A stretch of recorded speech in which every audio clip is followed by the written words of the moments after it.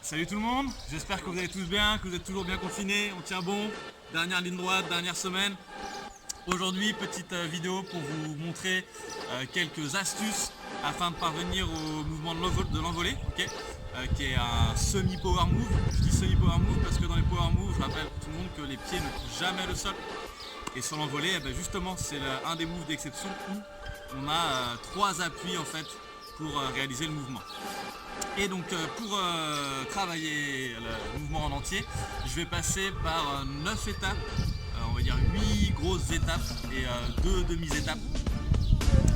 Et voilà, et bien sûr comme d'habitude, si vous avez des questions, quelles qu'elles soient, je vous invite à les laisser en commentaire sous la vidéo, d'accord, soit directement sur YouTube, sur ma chaîne quand vous allez la voir, soit dans les commentaires de la page Facebook de l'asso directement.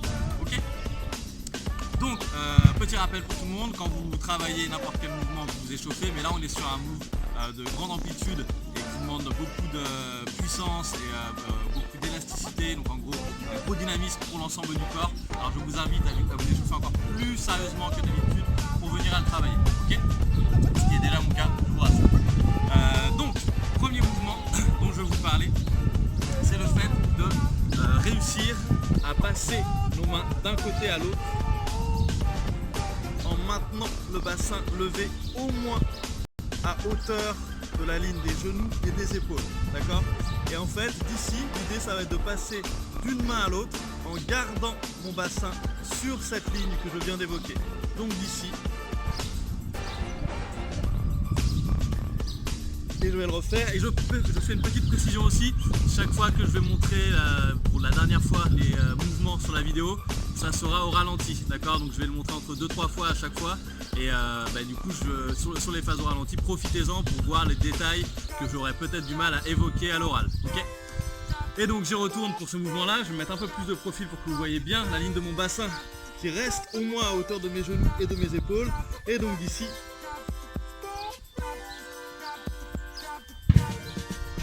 pour les gens qui débutent, je vous invite et recommande vivement d'écarter un peu plus les jambes, d'accord? Simplement pour vous faciliter un peu plus la tâche et vous donner plus de stabilité. A l'inverse, pour ceux qui ont déjà un niveau relativement avancé, je vous invite au contraire à resserrer un peu les jambes, et plus vous resserrez, plus vous forcez votre sangle abdominale et vos lombaires, et donc du coup ça vous renforce musculairement et vous prépare encore mieux pour le mouvement.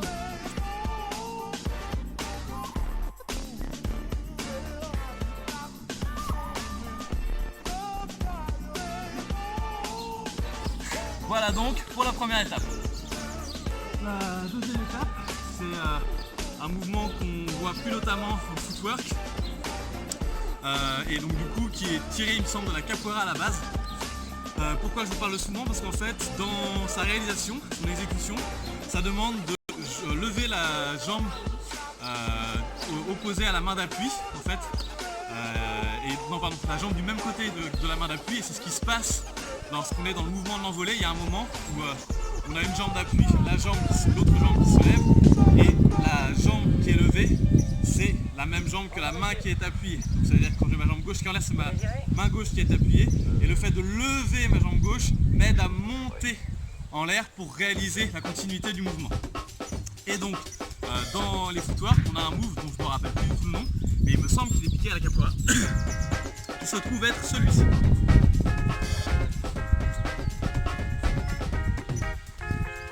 Donc là je l'exagère exprès sur la fin, que vous voyez bien que quand je fais balancer mes jambes de chaque côté, chaque fois que je finis le mouvement, si je la monte, ça m'aide à basculer mon bassin vers le haut, ça me donne encore plus d'appui dans la main, d'accord, et d'amplitude dans la réalisation, dans l'exécution. Et donc pour le réaliser confortablement, ce qu'il est nécessaire de faire, alors pour ceux qui le souhaitent, vous pouvez rester en appui digitrad, comme ça, d'accord, digitrad ça veut dire sur les doigts, pardon. Et si vous savez que vous manquez de stabilité ou que vous êtes encore débutant, je vous recommande vivement de mettre les mains à plat, même si vous avez moins de hauteur du coup pour réaliser le mouvement, ok? Simplement parce que ça vous donnera plus de stabilité et ça évitera tout risque de blessure. Et donc je vais le réaliser, et je disais, ma main elle est toujours bien en appui sous mon coude et mon épaule, ok? Et d'ici je fais un demi-cercle avec d'abord ma jambe gauche puis ma jambe droite, ok? Et au moment en fait où je veux changer de jambe, je change également de main. Donc ça veut dire que j'envoie ma jambe gauche, je m'apprête à changer de jambe quand ma jambe gauche est en l'air, donc j'ai changé d'appui, ok, je change, et encore, et encore, et encore, et encore. Donc voilà, pour la réalisation de ce mouvement, je vais le faire de l'autre côté pour que vous voyez le travail des appuis des bras. On est donc ici, ma jambe gauche slide vers la droite en réalisant un demi-cercle, ok. Et une fois qu'elle est au bout de ce demi-cercle, j'ai déjà changé mon appui pour passer main gauche. Je pousse dans la main gauche à mesure que je fais monter ma jambe pour créer de l'espace.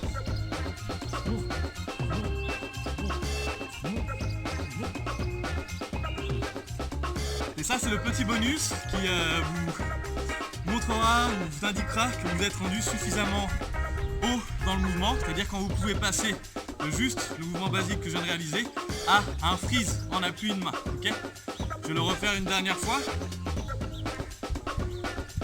Et donc pour ceux qui le souhaitent, vous pouvez le faire sur la main droite comme sur la main gauche.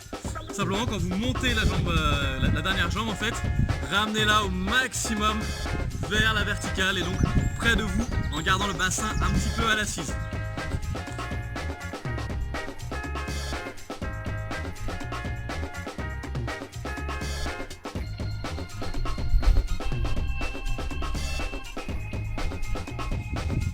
Et voilà pour la deuxième étape. Troisième étape, toujours un mouvement de footwork que moi je rebaptise baby envolé exprès pour ce travail-ci. La baby envolé en fait, qui est en réalité le one step en footwork, d'accord. Vous avez le 6, le 7, le 5, le 4, tout autant de nombre de pas qu'on a besoin d'appui pour réaliser un tour en footwork, ok. Et donc pour ceux qui manquent encore d'extérité sur les appuis en footwork, je vous recommande d'abord de travailler le 3 temps. Je le montre vite fait, mais lui, évitez de le compter comme une étape, tout simplement pour se rappeler qu'il va vous faire travailler le gainage et c'est super intéressant pour les mouvements en puissance ensuite.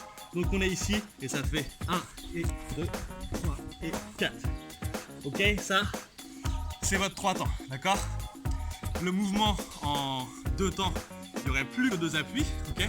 Et là, sur le one step, il va y avoir vraiment qu'un appui et demi. C'est-à-dire que, je m'explique tout de suite, je pars d'ici, je crée toujours un demi-cercle avec ma jambe gauche et dès que mon demi-cercle est arrivé à son maximum, à son paroxysme, ça fait que je n'ai plus, j'ai une torsion en mouvement qui est à son maximum et donc j'envoie mes deux mains à gauche.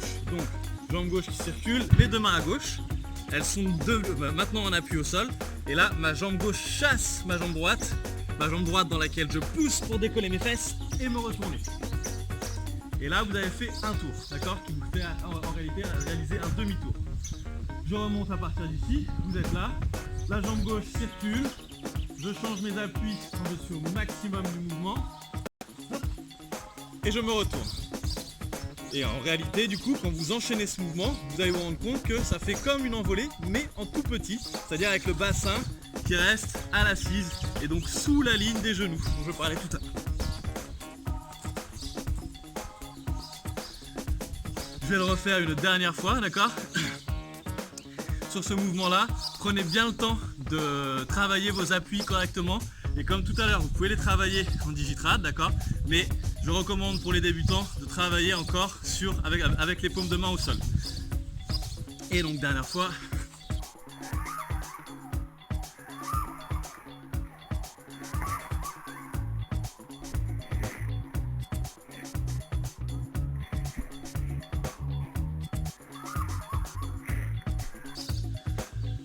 Voilà pour la troisième étape. Ce qui nous amène à la quatrième étape que j'ai oubliée.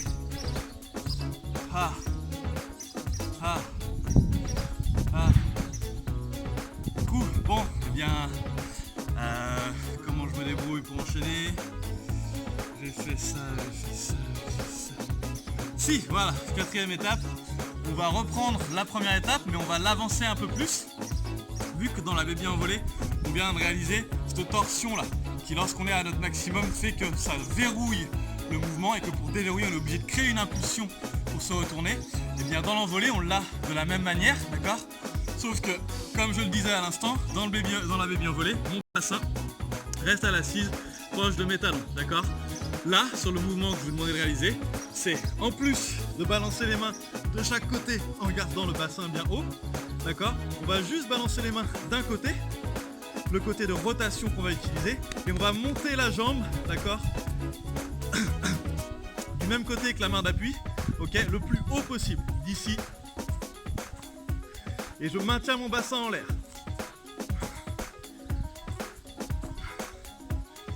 Donc ça, c'est pour les droitiers en appui, quand vous avez votre premier appui à droite sur les footwork, ok, et dans les sens de rotation.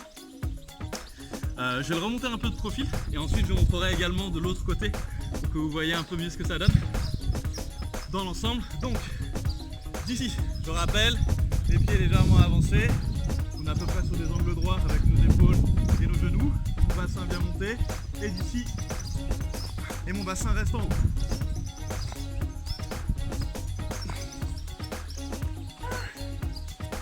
Pareil pour l'autre côté. Alors je suis droitier moi, donc c'est possible que ça soit très laborieux, mais j'essaye simplement pour montrer au gaucher.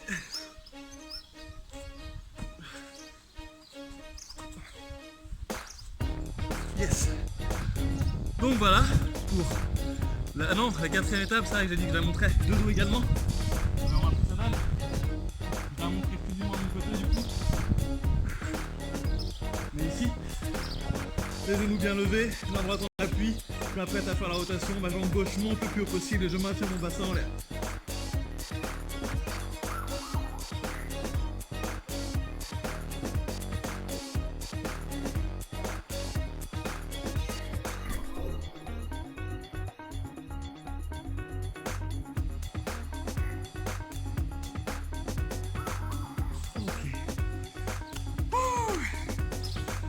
Donc, c'est bien, mais c'est fatigant, mais c'est bien, mais c'est fatigant. On va poursuivre du coup avec la cinquième étape, si je ne m'abuse. Cinquième étape où du coup je vais vous proposer de réaliser la baby envolée à nouveau, mais cette fois-ci on va utiliser encore plus les appuis des bras, ok, pour essayer de se monter et maintenir les jambes en l'air un peu plus longtemps. Dans l'idée, on réalise le même mouvement que tout à l'heure, mais lorsqu'on a chassé, on va essayer d'ouvrir les jambes à l'écart. Et quand je parle d'ouvrir les jambes à l'écart, en power move, ça signifie en écart facial, d'accord? Vous avez un écart latéral gauche, un écart latéral droit, ok? Et en réalité, sur le mouvement des power move, globalement, vous avez toujours votre écart qui est en facial. Pour le maintenir, il y a quelque chose qui est important de réaliser systématiquement, c'est de créer une légère antéversion du bassin, d'accord? Antéversion, ça veut dire versage vers l'avant. Et donc d'ici, hop, pour garder et maintenir l'assise, d'accord? Et cet écart vraiment en face de soi, ok? Et donc, le mouvement de la baby envolée amélioré. On part d'ici. Et comme tout à l'heure, j'envoie ma jambe gauche, je pousse dans mes appuis, je tends les jambes et je reviens. Je pousse, tends les jambes et je reviens. Je pousse, tends, je reviens. Donc voilà, ça c'est le mouvement de la baby envolée. Plus vous cherchez à vous hisser en même temps que vous poussez sur vos bras, plus ça facilite le mouvement. Si vous ne faites que pousser dans vos bras, le risque c'est comme d'habitude en footwork, c'est que vous vous éloignez de vos appuis. Et donc à force que ça soit trop dur de réaliser l'ensemble du mouvement parce que ça vous demandera plus de chemin. Plus lorsque vous poussez, c'est-à-dire pour vous élever, en même temps vous vous hissez, c'est-à-dire pour rester à proximité de vos mains, ok, plus ça vous facilite le mouvement, d'accord? Je remonte donc une dernière fois le mouvement de la baby envolée en amélioré, on est ici.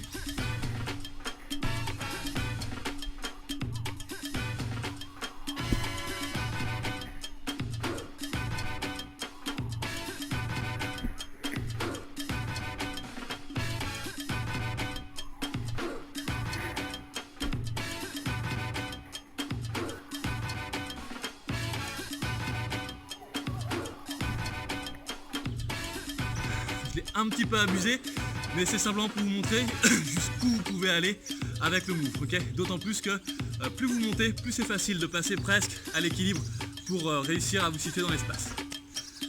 Donc voilà, on arrive à la sixième étape.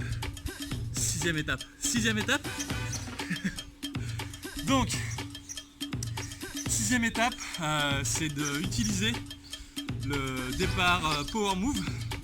Et donc je vais ajouter à ce départ Power Move une demi-étape, sixième étape et demi, qui est le mouvement de préparation au Power Move, qui est un top rock en fait de préparation. Ok, je rappelle, pas de prépa, top rock, donc crossover, medium step et ainsi de suite. Quand vous vous lancez à danser pour réaliser un passage, et avant de vous mettre à réaliser un Power Move, la plupart des b-boys et des b-girls réalisent souvent le pas suivant. Donc je vais commencer par vous le montrer de face, puis je le montrerai de dos. Pour ceux qui sont en premier appui droit sur le Thomas et qui vont avoir le scorpion droit sur la coupole et ainsi de suite, vous allez faire droite, gauche, droite dans les appuis, ce qui donne droite, gauche, droite. Ok? Je remonte, ça fait droite, gauche, droite. D'accord? Pour les gauchers, ça fait l'inverse. Vous êtes ici, ça fait gauche, droite, gauche. Gauche, droite, gauche. Gauche, droite, gauche. Je vous montre la même chose de dos.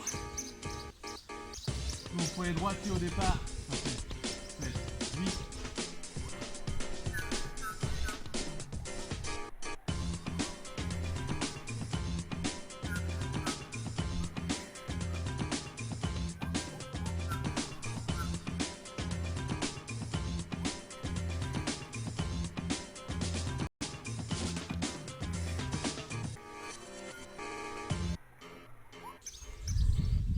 Et à l'inverse pour les gauchers.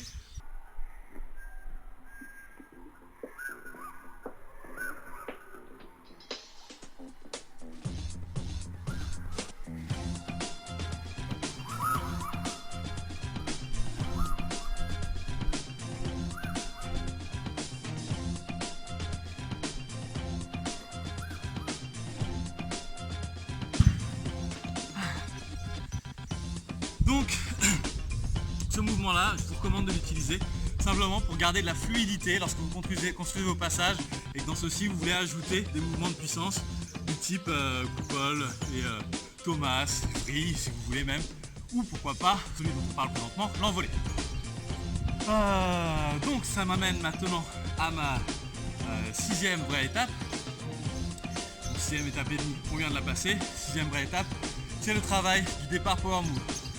Pour les droitiers en appui, d'accord, en main forte, vous allez probablement commencer ce mouvement avec la main gauche au sol, ok. Enfin, vous allez certainement même commencer le mouvement avec la main gauche au sol. Et les gauchers, d'accord, en main forte, en main d'appui principale, vous allez commencer ce mouvement avec la main droite au sol. Je m'explique de suite. L'idée sur celui-ci, c'est d'utiliser le pas de préparation qu'on vient de voir. Donc, droite, gauche, droite.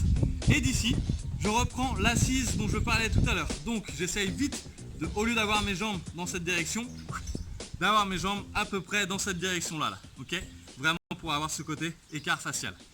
D'ici, je pivote exclusivement mes épaules pour aller ensuite poser ma main gauche près de mon pied droit. Au moment où mon bras gauche descend, ma jambe droite, elle, monte. Ok, et l'idée, c'est de créer un genre de parabole, d'accord, dans le mouvement, c'est-à-dire un mouvement un peu circulaire, mais qui va en même temps utiliser une ligne un peu diagonale, ok, et non pile poil verticale. Donc d'ici, j'envoie ma main gauche, je décolle ma jambe droite. Je refais avec le step d'avant, là, là, là. Encore. Encore. Ça, c'est pour les gauchers, les droitiers, pardon, n'importe quoi, pour les gauchers. C'est donc l'inverse. Vous êtes ici, vous venez de faire gauche, droite, gauche et l'inverse.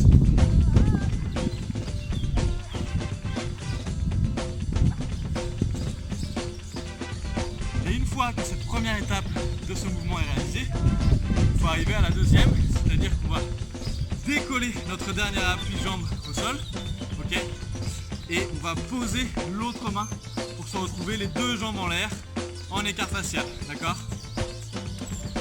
Ce qui signifie pour les droitiers que vous venez d'arriver ici, j'envoie ma jambe droite, ma main gauche près de ma jambe droite, et dès que c'est fait, ah oui, les petits tricheurs qui voudraient mettre les deux mains en même temps, faites-vous plaisir.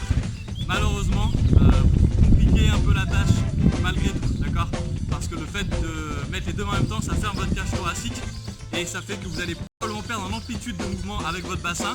Si vous perdez de l'amplitude avec votre bassin, vous perdez de la hauteur. Si vous perdez de la hauteur, vous vous éloignez du mouvement de l'envolée. Okay, donc pour tout ce même, ce pour qui c'est dur, eh bien sachez que l'étape à réaliser, vous l'avez entendu aussi, sachez que cette étape à réaliser, il est crucial que vous passiez d'un appui à l'autre, d'accord, sans mettre les dents en même temps, au contraire, l'un après l'autre. On est ici, gauche, droite, et je redescends, droite, gauche dans mes appuis. Ok, je refais.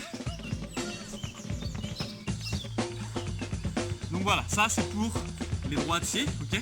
Pour les gauchers, ça va être l'inverse.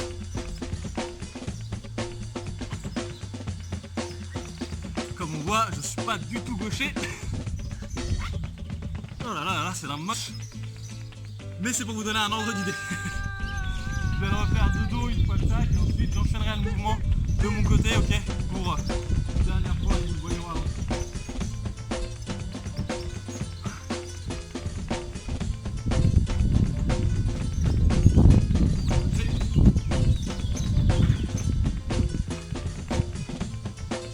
Et enfin, une dernière fois ce move-là.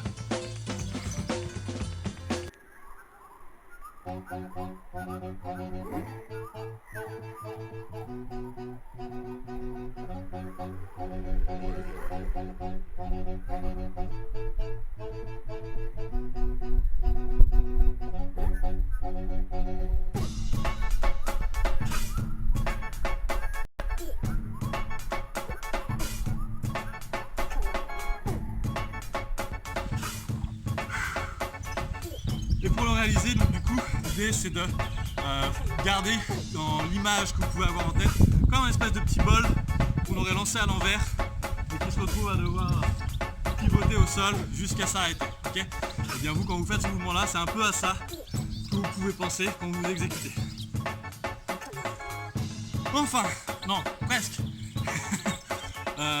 Septième étape, donc septième étape et demi, du coup, vu qu'on a le top rock qu'on a ajouté, c'est de réaliser le mouvement du Thomas pour travailler les appuis d'envolée et notamment en fait le passage de je suis en assise ici, d'accord, normalement je suis sur cette main là même, hein, okay, et je vais poser ma main droite et je vais continuer à monter ma jambe gauche et me retrouver en appui droit.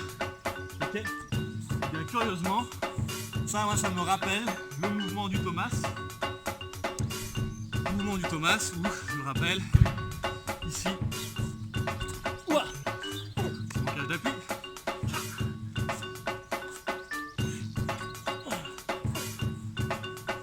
Donc, ça reprend l'idée du mouvement de la 4e ou 5e étape.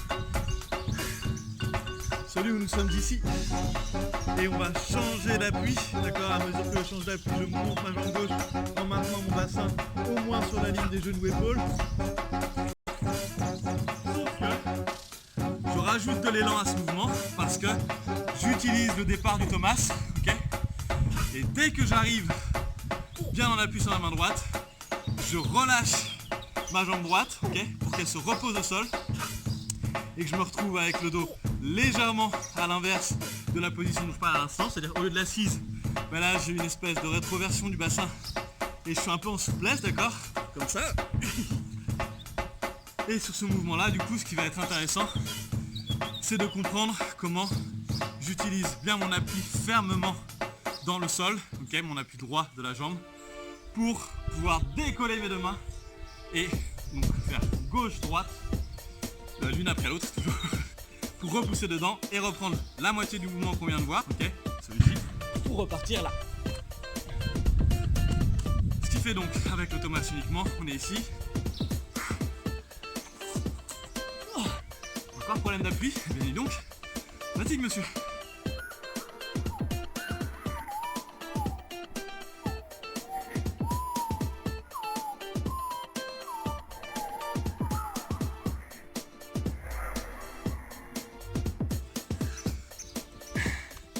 Et donc voilà, pour la 7e étape et demie. Et ce qui nous amène à la 8e étape et demie plus la demi-dernière étape. En gros, je voulais vous parler de... Je fatigue. Pensez à boire, d'accord? Et donc, dernière étape, c'est celui de réaliser l'envolée intégralement et donc de comprendre comment passer du coup de ce mouvement à l'assise, cette position à l'assise dont je parlais tout à l'heure avec l'écart facial prononcé au maximum, un peu avec les jambes bien écartées, ok? Et d'ici, comment je me retrouve à l'inverse, avec ma jambe droite au sol, ma jambe gauche levée, ou l'inverse hein, pour les gauchers, c'est votre jambe gauche au sol, votre jambe droite levée. Et donc du coup pour ce faire, je vais simplement rappeler l'ensemble des étapes qu'il est nécessaire de penser pour réaliser l'ensemble du mouvement. Et ensuite je vais vous le montrer exclusivement de mon côté parce que malheureusement je suis seulement droitier sur le mouvement de l'envolée. Donc vous pouvez utiliser le move de tout... Ah non, la demi-étape. La demi-étape c'est d'essayer de partir son envolée à partir des footwork. C'est-à-dire que je vais faire ma baby envolée. Je la grandis une première fois, d'accord? Donc je fais baby envolée en grandi. Et une fois que j'ai fait ça, j'essaye de refaire ma baby envolée, mais je garde ma jambe gauche levée, pardon, et je pose plus que mon appui droit, d'accord? Ce qui me permet d'enchaîner au moins un tour envolé ensuite, ok? Donc d'ici ça donne.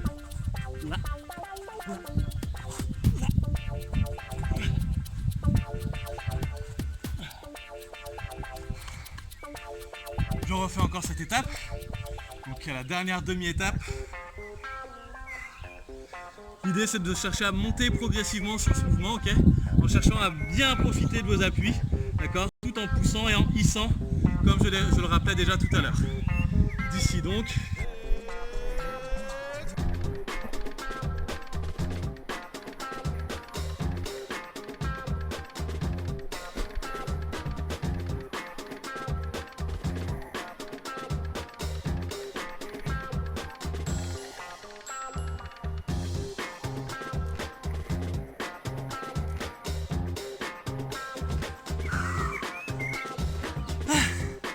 Et donc voilà, 8e étape réalisée, le gars va décéder avant la fin de la vidéo. Pour arriver à la dernière, qui est donc de réaliser l'envolée. Et je réexplique l'ensemble des points importants auxquels penser quand vous la réalisez. Toujours avoir les appuis alignés, main, coude, épaule, ok? C'est-à-dire que quand je pose, je suis au-dessus, peu importe où je me trouve dans le mouvement, peu importe où sont mes jambes, ça reste au maximum aligné, d'accord? Si je fais ça, malheureusement, je vais avoir des problèmes pour remonter. Donc, mes bras bien alignés entre mes poignets et mes épaules. Ensuite, mon bassin qui reste systématiquement au-dessus de la ligne de mes épaules, d'accord? Et donc de mon genou quand je viens poser mon pied au sol, ok? En plus de ça, je passe mes jambes de la rétroversion du bassin avec ma jambe qui se lève en espèce d'arche et de pont, ok? Pour passer directement à l'antéversion où je viens à l'assise et réécarte mes jambes, ok? Et une fois que j'ai fait ça, l'idée c'est de penser ce mouvement comme les footwork et comme l'ensemble des power moves, comme quelque chose de circulaire, ok? Donc, qui va réaliser ce mouvement-ci. Avec les mains, d'accord? Et maintenant, la même chose avec l'ensemble du corps et donc les jambes à la place de mes bras.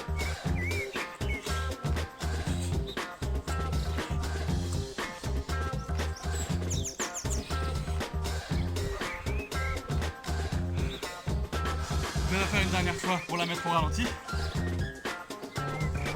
Pensez vraiment à être sûr de vos appuis, ok? Et cherchez au maximum à ce que votre bassin soit maintenu en l'air tout au long du mouvement. Même quand je descends ma jambe pour la reposer, mon bassin lui reste en l'air. Une technique qui peut peut-être vous aider, c'est de travailler à varier entre le pied à plat et la demi-pointe, okay, pour sentir que c'est cet appui-là qui va également aider à garder votre bassin à une hauteur suffisante. Et donc dernière fois.